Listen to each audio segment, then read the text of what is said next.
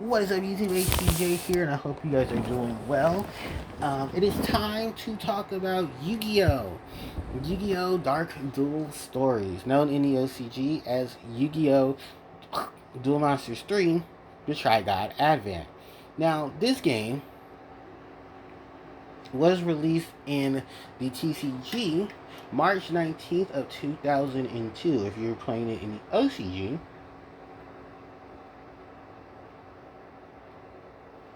this game was released for you July 13th of 2000, meaning that this game in the OCG is 25 years old, while here in the TCG it is approximately 23 years old. It's 23 years old, um, making it probably one of the oldest of the Yu-Gi-Oh video games, next to Yu-Gi-Oh Forbidden Memories, which I didn't know until doing research for this game. Literally came out a whole day later. And according to the videos I've been watching about this game, many people have said, yeah, we've gotten this game. And the crazy thing about this game was that, this game was released literally the next day. And then they even had the Prima guide for Yu-Gi-Oh! Forbidden Memories intertwined. No, literally, it was a Prima guide for both Yu-Gi-Oh! Forbidden Memories and for Yu-Gi-Oh! Dark Duel Stories. They literally gave them the same Prima guide because they probably figured, oh, well, you guys will buy both games. Look, some people's parents don't have access to that type of money.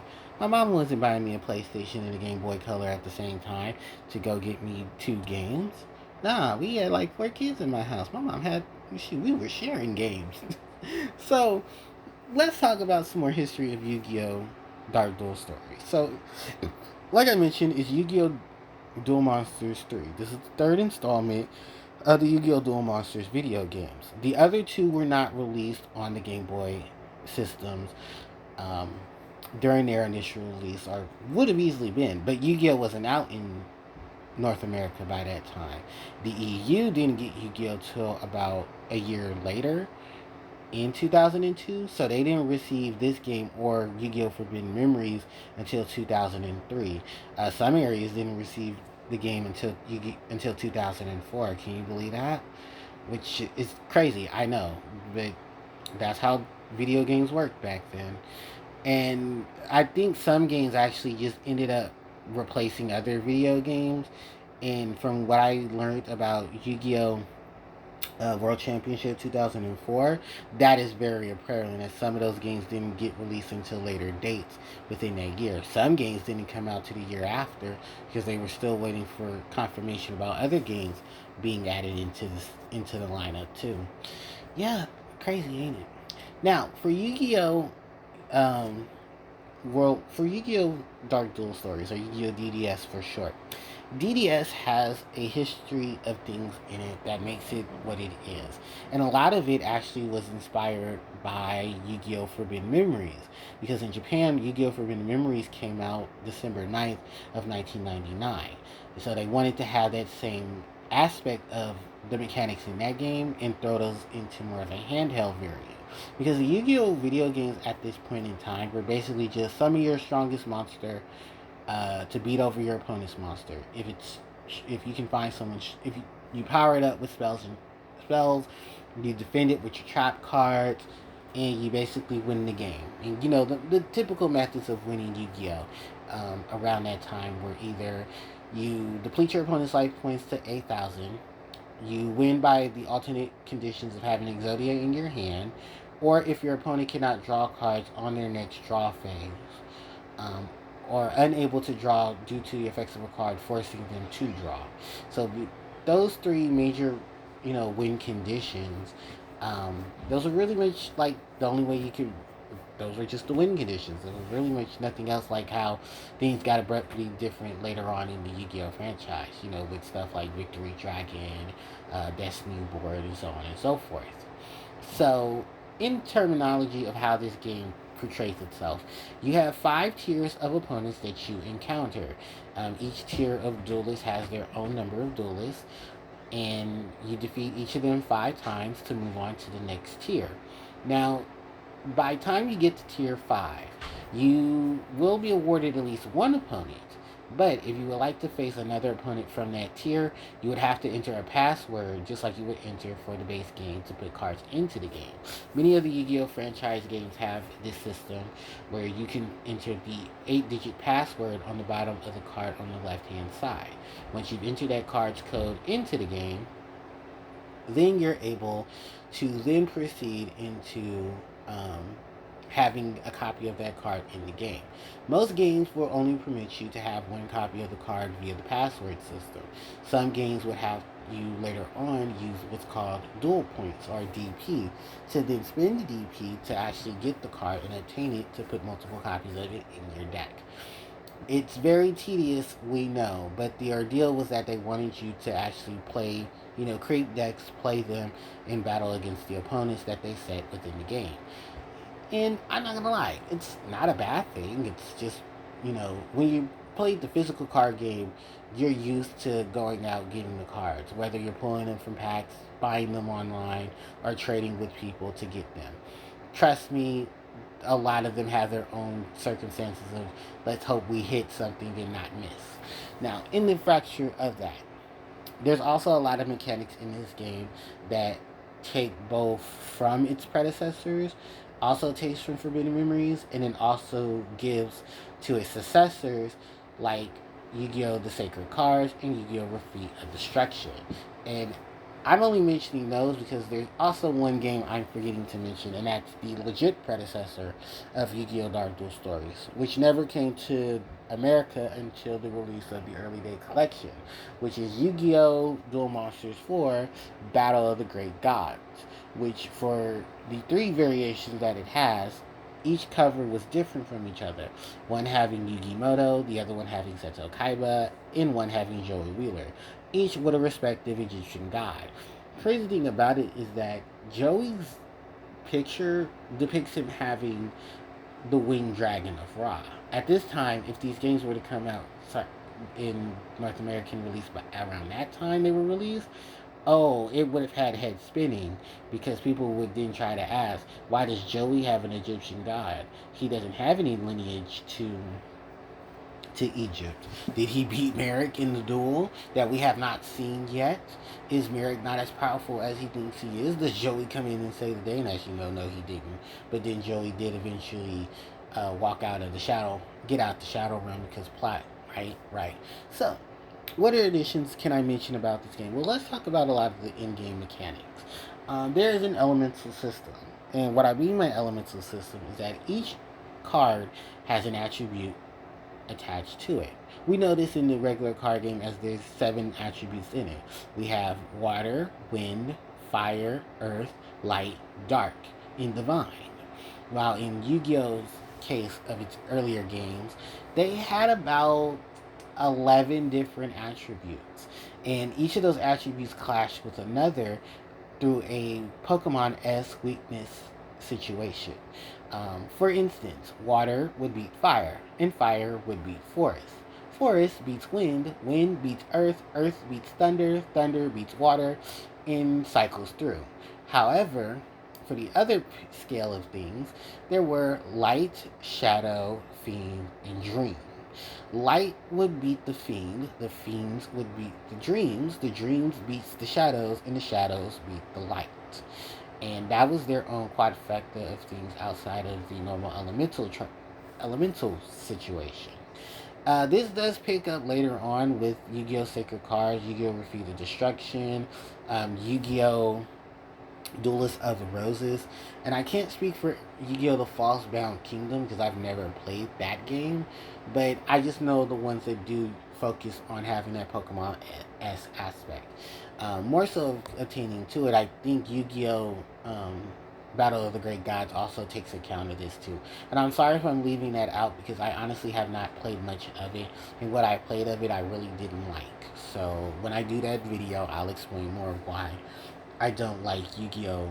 Duel Monsters 4 Battle of the Great Gods. Now, in terms of everything attached to this current game, let's go through more of its mechanics. Where you had the elemental system. If the monsters of a certain element defeated an element that they were stronger against, they would be destroyed. If they were to lose the battle, I believe they were also destroyed as well, even if they were in defense position. You wouldn't take any life points, and if your monster happened to have lower stats than the monster it was defeating, then you wouldn't take any damage, neither would your opponent. The card would just be eliminated. Then, I know this is early game Yu-Gi-Oh! Strategies and game mechanics. Trust me, they talked about this in an interview with the late Kazuka Takahashi, where he explained through his early developments of the card game and his rules, he wanted to take something that was completely different from what was shown in Yu-Gi-Oh! Zero, and wanted to basically try to mitigate things for what would become the card game that we've grown up and grown our relationship with. Now, when that came to, there's also one other mechanic in the game, is the card part system. Now, in this game, after defeating your opponent, you would receive a card part from either Taya or Yugi's grandfather, because there's another thing about this game that most people didn't know either, until people played it later on, and internet and stuff, was that in the game, and if you read the Prima guides or any guides for Yu-Gi-Oh Dark Duel Stories, you can enter a certain code and it will have Yugi's grandfather appear. At the end of each duel, he will give you a card part just like Taya, and he will also give you a card. Now, his cards were a lot different from what she would normally give you. Taya normally gives you maybe a monster or two um, from the pool that probably either is really, really good or really, really bad or very, very just there. While Yugi's grandfather would give you a ritual card, he would give you a really good spell, whether it's a spell to power up monsters, destroy monsters, or even so, give you a trap card that would do the same thing. One of the craziest things that I've ever received from Yuki's grandfather was him giving me Crush Card Virus, which is a spell card in that game. Yeah, many cards have a different change up to what they are in the traditional Yu-Gi-Oh card game. For instance, Dark Elf is an effect monster that you paid 1,000 life points in order for her to attack. And you had to pay that 1,000. Well, in this game, she's not an effect monster. She's a vanilla. Even more so, cards like Sangan and Witch of the Black Forest are also normal monsters in this game. They do have some flavor text attached to them, but they don't have the abilities like they would in a regular card game. While there are some cards that did get abilities, like for instance, Yugi's Giant Soldier of Stone has the ability to turn the battlefield into a wasteland. The Spirit of the Mountains has the ability to turn the field into mountains. Despite the fact that it's a spellcaster with forest attribute, it's turning the field to benefit for thunder, dragon, and wind monsters. Well, winged beast monsters. Early Yu-Gi-Oh for you, huh? Then on top of that, you had spells like Electro Whip that would equip only to female monsters, giving them bonuses. While you have cards like Sword of the Deep, no, Sword of, no, Malevolent Nuzzler, that she only equips to either female or shadow attributed monsters. Yeah, the crazy things that a lot of the cards were changed to from their primitive cards in the regular game. Mind you, these were the early involvements of what the game was going to look like, and many things did abruptly change. There are even cards in the game that were never released, such as the ritual spells for many of the monsters that are in the current game as it is. There's traps like Wire Trap, Bear Trap, and Invisible Trap that were basically taken out for different changes. I think some of the cards end up being things like Acid Trap Hole, Adhesive Trap Hole, but the other traps were not abruptly added to the game, to the physical card game. If they were, they would probably be called Trap Hole cards, and then Jesus, with their abilities, they would really make trap tricks really, really deadly upon arrival. Some of them probably had to be limited or banned just because of how broken they got. Look at things like Bottomless Trap Hole and how it was limited to semi-limited for a period of time. There are, of course, field spells, and unlike normal, the field spell took up the entire field. But in order to get rid of the field spell, you either had to play a field spell or have a monster with an ability to change the field spell. There were quite a few duelists that did take advantage of the field spell, like for instance, Mako Tsunami, who's known for his deck of water monsters, loved playing with Umi any chance he would get. And I do believe there is a monster in the game that changed the field to Umi. So that even benefited him even more. Not to mention in later games, he also got some monsters that did that as well too. Like Maiden of the Aqua, which turned the field into Umi. Because in the real game, she treats herself as Umi and even gives monsters an additional attack buff. Now, for other additional things in the game, um, besides the card part system, which you would take the card parts, put them together, and then create a new monster, there is the deck capacity in your duelist level. So every time you would defeat an opponent, your duel level will go up by 1, and your deck capacity will go up by 5, encouraging you to play the game more and more until you had the optimal amount to put a lot of cards into your deck. Because while some cards had a deck capacity, many of them were probably over what your deck capacity could hold at the current time. Looking at cards like Gemini Elf, who were extremely powerful monsters back then, cannot be present in your deck because her deck capacity was extremely high. So you would have to wait till later on in the game to be able to put her into the deck. Because of how powerful she was. There were even there were restrictions on every aspect of both spells, traps, and monsters. Really good spells and traps had a high count, while some spells and traps were easy to put in because they had 0 cost.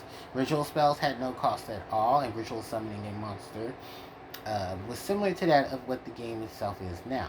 You would need the ritual spell in your hand, have the required monsters on the field, and then activate the spell to send the required monster to the grave to summon the ritual monster. However, because of how the game itself is structured, you need a specific monster for the ritual summon. Just for instance, like you would see in the anime and the manga. A big prime example of that is Blackluster Soldier. In order to summon him, you need Gaia the Fierce Knight and another monster in order to go for the summon. Same thing in this video game. You need Blackluster Ritual, so you can summon the Blackluster Soldier. Now, these cards would come out of nowhere, and as a Yu-Gi-Oh Rush Duel, they have now put the Ritual monsters into the extra deck, kind of making sense of why it was so easy for Yu-Gi to summon both his Blackluster Soldier and his Magician of Black Chaos without having to have them in his hand.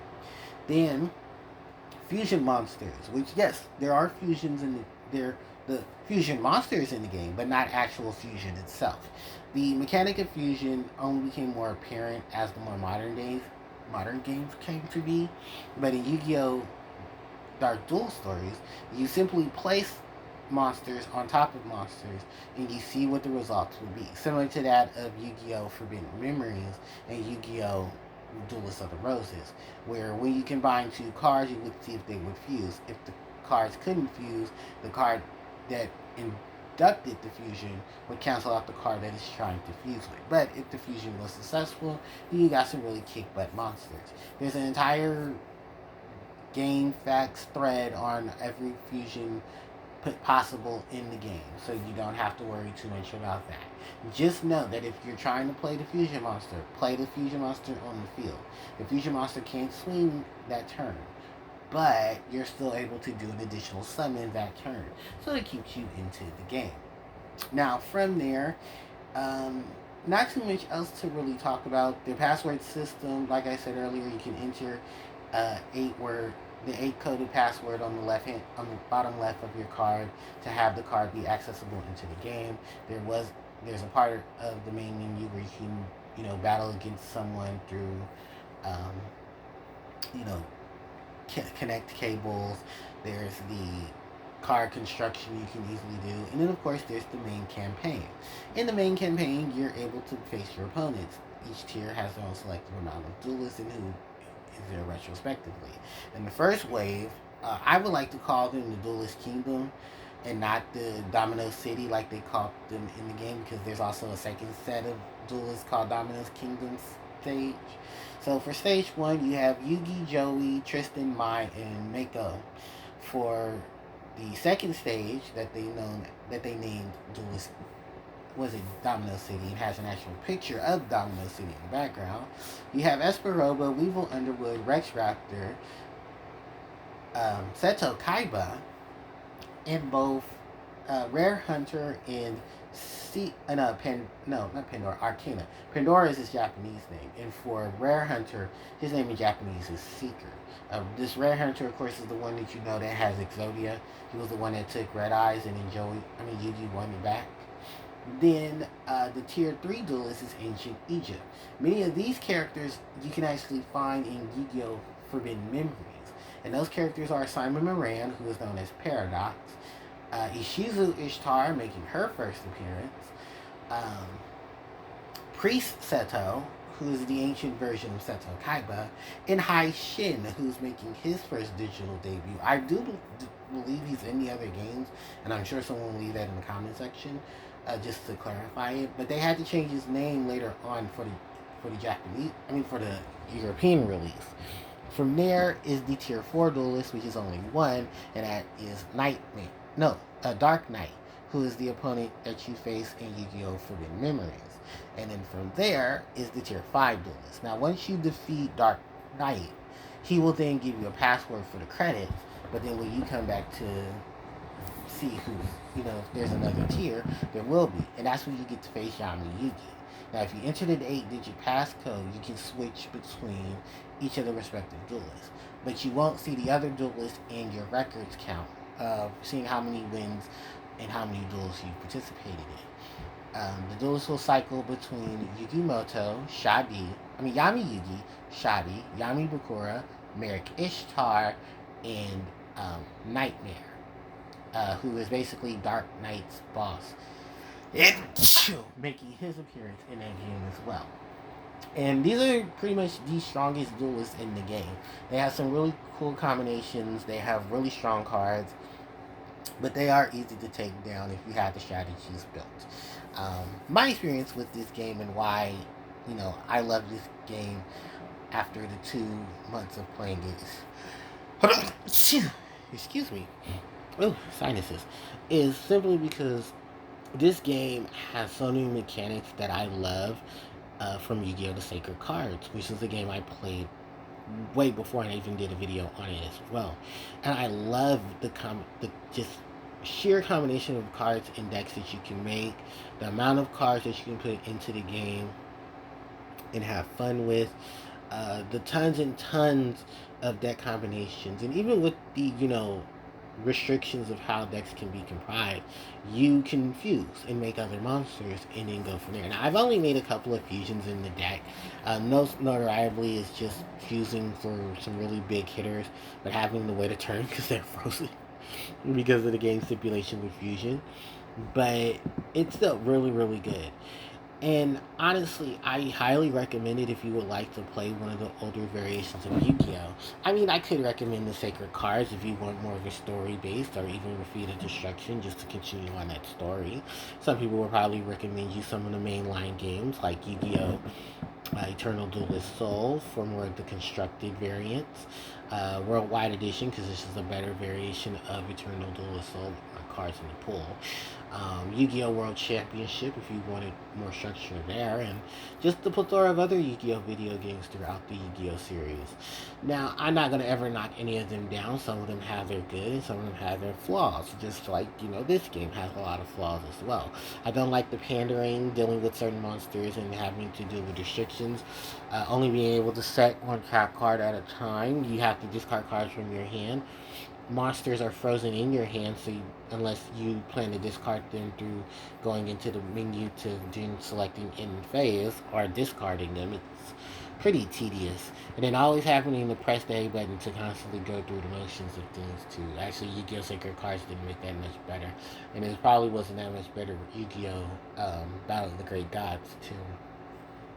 Yeah, it's a lot, but it's still a recommendedly fun game. And do I recommend it? Yeah. What is my rating for it? If I were to ever rate it, I give it an 8 out of 10. Still good concept, base Yu-Gi-Oh game, has its flaws, but the music in it, I forget to talk about the music. The music in it is really, really good. And some of the music actually you'll hear in Yu-Gi-Oh! Forbidden Memories, because I believe the music for the verses, a player, that's actually the music for, what was it? Oh, the regular music, the free duel music. is there. And then there's the music for battling, I think it's Kaiba. I can't hum it out, but if you know, if you play Yu-Gi-Oh Dark Duel Stories, then you know. And then you know the music it traverses. And even some of the later games, I believe, also use some of those tracks as well, because I just found out that Yu-Gi-Oh Forbidden Memories and Yu-Gi-Oh Dark Duel Stories have the same set of composers, and then those composers went on to make some of the later games as well. So shout outs to them. Now I'm gonna wrap up my video here because, of course, retrospectives can be long, but one thing about playing Yu-Gi-Oh video games is that they're always a ton of fun. And I do highly recommend it, if possible. Get the early days collection so you can play these games, whether it's on Steam or Nintendo Switch. And of course, there's always simulation, but I don't want Nintendo coming to find me. But hey, things are things. And hey, they even have ways to break the rules in their game, because early collection has a way that you can make it easier for you to play the game and not have to do so much of the grinding. They kind of just shut that out. But hey, that's what games do nowadays in some cases. But yeah, with that said and done, I'm gonna wrap up this video. Let me know in the comment section what you guys think of Yu-Gi-Oh Dark Duel Stories. Is it your favorite? Is there some parts of it that you like, some parts of it you don't like? Let me know that all in the comment section below. Thank you guys so much for watching. I appreciate it. Don't forget to like, comment, share, and subscribe to the channel, as it helps me out tremendously. You can hit the notification bell to be informed of when I upload more content. Socials are in the description box below. And with that said and done, thanks everyone for watching. HPJ signing out.